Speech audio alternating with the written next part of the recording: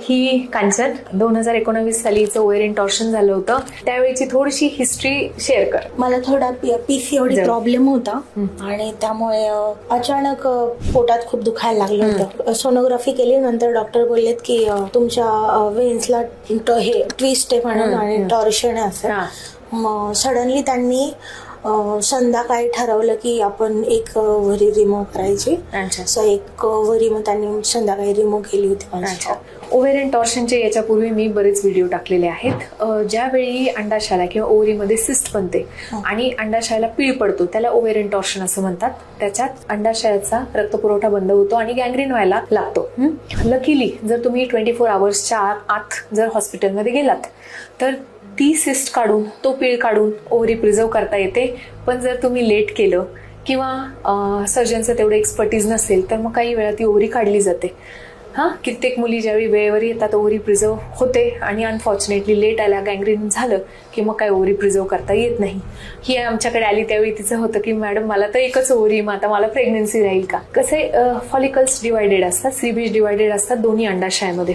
जरी एक तुझी राईट काढली गेली होती तरी लेफ्ट ओव्हरी होती, त्याच्यामध्ये सीबीज होते. त्याच्यामुळे प्रेग्नन्सी राहायला काही अडचण आली नाही आणि प्रेग्नन्सी राहिली. 37 आठवडे कंप्लीट झाले.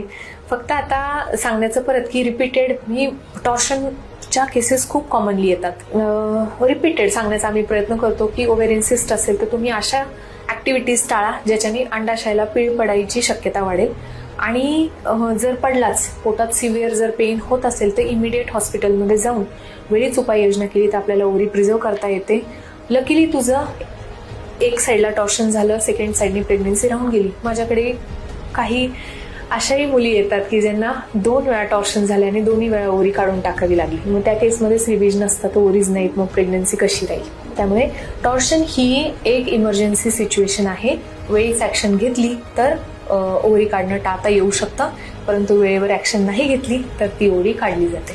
आणि हे ना ओव्हेरियन लिगामेंट हे जे हा ओव्हरीला युट्रसशी जोडणारा पार्ट असतो हे काही मुलींमध्ये लॉंग असतं आणि ज्यांचं लॉंग असतं त्यांच्यामध्ये ओव्हेरियन टॉर्शनची रिस्क जास्त असते. आणि त्यात सिस्ट बनली की मग इझिली पीळ पडतो. म्हणजे ओव्हेरियन सिस्ट आणि लॉंग ओव्हेरियन लिगामेंट हे 2 रिस्क फॅक्टर असतात ओव्हेरियन टॉर्शनसाठी.